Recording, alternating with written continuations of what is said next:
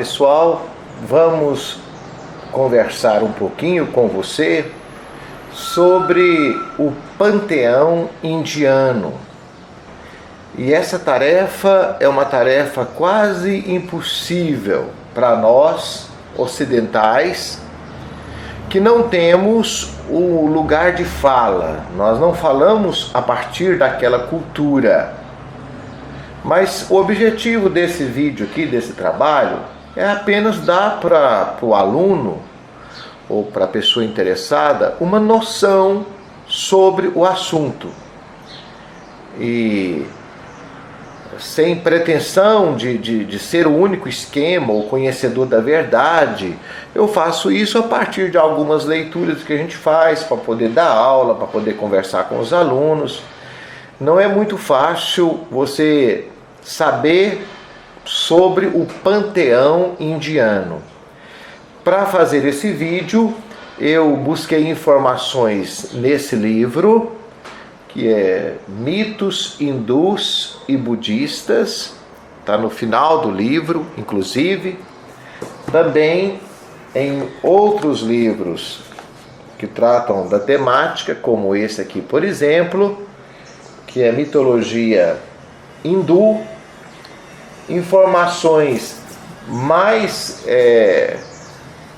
precisas, talvez, ou todas elas estão de alguma maneira acenadas nesse clássico aqui, que é o Mahabharata, que é uma história, é um clássico da formação do povo indiano, e também no Ramayana, que são dois clássicos da literatura indiana. Como é que essas divindades se organizam no panteão hindu? Talvez seja até mais difícil do que conhecer a mitologia grega, pelo distanciamento que nós temos com relação à cultura oriental. Mas há uma divindade suprema, nós estamos falando aqui de 5.000 anos atrás ou mais, e essa divindade suprema é chamada Brahma, com N no final, e qualquer pronúncia que eu fizer aqui que não corresponder à real, eu peço desculpas, porque eu não conheço em loco, eu não conheço de perto, e nem sei como é essa pronúncia lá no sânscrito, né? Então Brahma, sem atributo, é a divindade única. Quando ele assume atributos, é conhecido como Ishvara, também não sei se é assim que pronuncia, e aí nós temos então uma tripartição, vamos falar dessa maneira, de Brahma. O Ishvara é o Brahman com atributos. O atributo de Brahma, agora sem o N no final, que seria uma espécie de criador, organizador do cosmo. Shiva e Vishnu. Vishnu, o grande preservador da obra, e Shiva, aquele que faz a dança do universo para permitir novos renascimentos. Claro que todas essas divindades, elas têm seus atributos femininos, e também os avatares.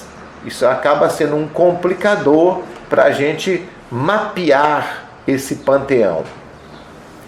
Vishnu, por exemplo, tem as suas energias, skatis, também não sei se é assim que pronuncia, skatis, que são os seus correspondentes femininos. Portanto, os correspondentes femininos de Vishnu é Saravas, Devi e Lakshmi.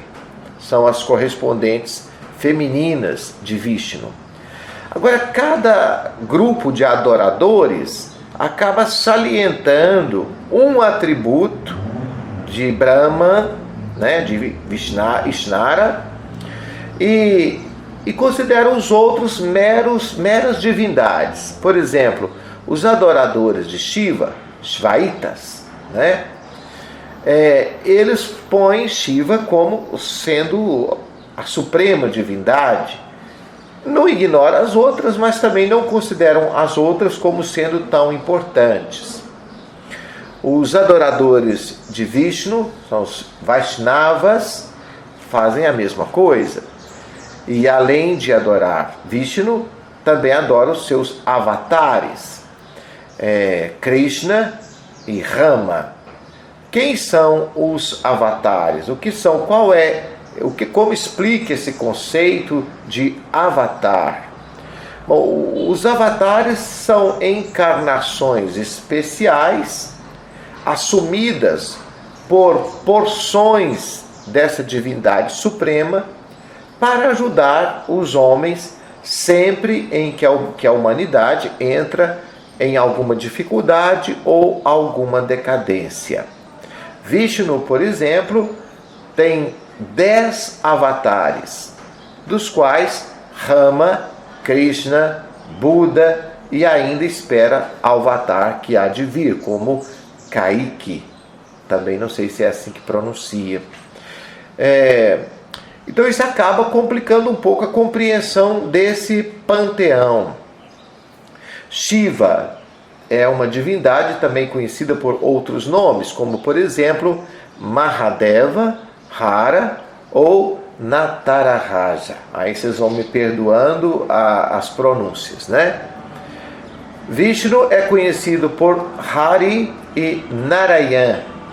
Não, Narayan ou Narayana, já vi também escrito dessa maneira.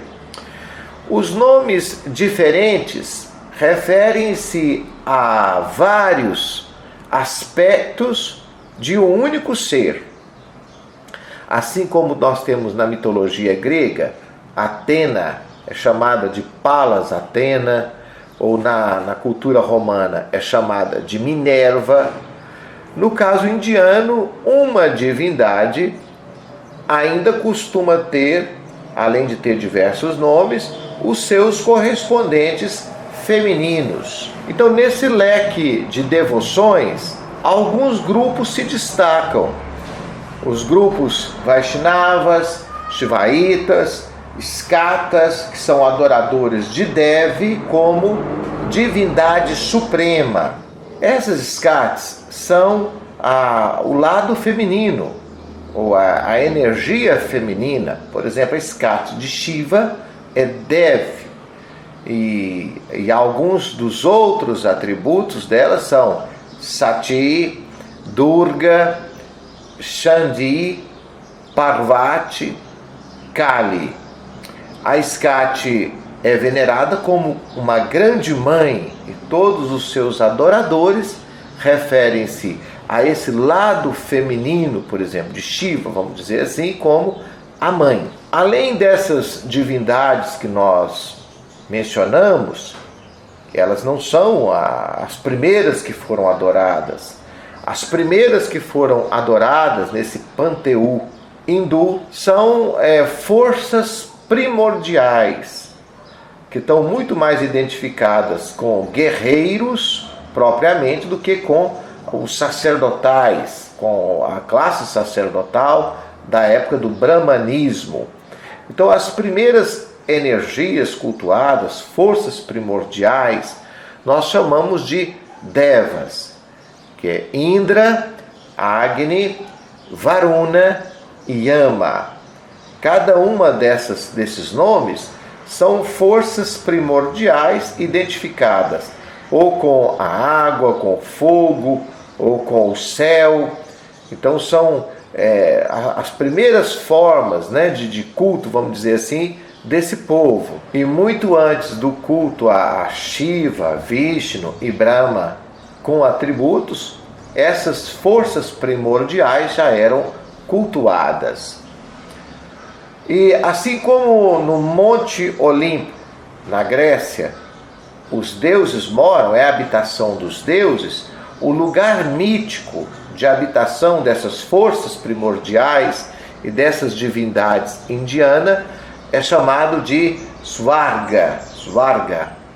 Me perdoem a pronúncia, porque também não sei se é assim que pronuncia. E desse local, Svarga, as divindades concediam os benefícios aos seus adoradores, mas não libertava as pessoas do ciclo de morte e renascimento. Os homens santos passavam um período nesse lugar antes de um novo nascimento, mas não libertava as pessoas. Não é um lugar onde a pessoa adquire, por exemplo, o nirvana ou o moksha. E nós temos inclusive uma divindade primordial, que é Yama, que faz o contrário. É como se fosse o inferno, que a pessoa teria que passar por um tempo de purificação antes de um novo nascimento. Desse lugar mítico também se originaram alguns animais especiais, como por exemplo o rato de Ganesha. Esse local é o local sagrado também de diversas criaturas, como as apsaras, que são as dançarinas de Indra, e Gandharvas ou Kinnaras, que são os músicos. Lembrando que esses 3 grupos especiais aqui estavam libertados do ciclo de renascimento. Yama, como eu já disse, é o senhor do mundo dos mortos, onde as más ações dos homens são expiadas entre um nascimento e outro. E ainda existe um outro tipo de criatura infernal que não é tão parecido com a figura do mal na tradição judaico-cristã, porque também podem fazer coisas boas, que são os asuras, sempre inimigos dos devas, dessas forças primordiais que eu já falei, Indra, Varuna, Agni e Yama, são criaturas diabólicas que também estão presentes no Ramayana, como por exemplo os Asuras, os Rakshasas e Daityas, também não sei se é assim que pronuncia. Eles estavam em constante guerra com os Devas, mas para isso pediam ajuda a Brahma, Shiva ou Vishnu. Então nós vimos hoje um pouco, tentei passar para você uma explicação sobre um resumo dessa teologia indiana. Tem um texto também publicado no meu blog sobre isso. Eu vou pedir para colocar o link aqui na descrição e lá você vai poder ter mais calma para entender. Lembrando que todos esses personagens fazem parte desses clássicos indianos, o Mahabharata e o Ramayana.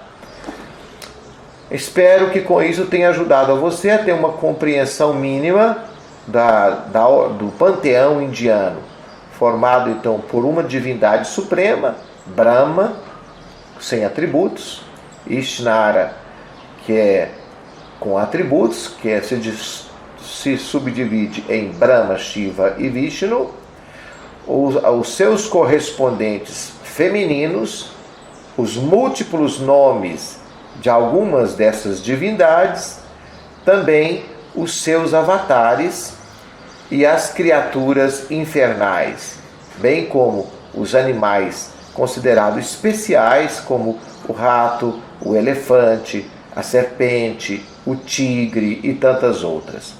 Não é muito fácil ter uma compreensão, uma exposição didática sobre isso, até porque essa genealogia dos deuses também costumam variar um pouco de autores para autores. Conforme eu disse, os adoradores de Shiva, por exemplo, colocam essa divindade acima das outras. Os adoradores de Vishnu colocam ele acima das outras, de Brahma, a mesma coisa. Mas a tentativa está valendo aí. Espero o seu comentário aqui no canal. Se você quiser visitar outros vídeos nossos sobre esse tema religiões, fique à vontade. Temos diversos vídeos sobre isso, tentando tornar mais fácil, sobretudo para quem está iniciando agora, a compreensão desse universo. Um grande abraço para você, fique com Deus.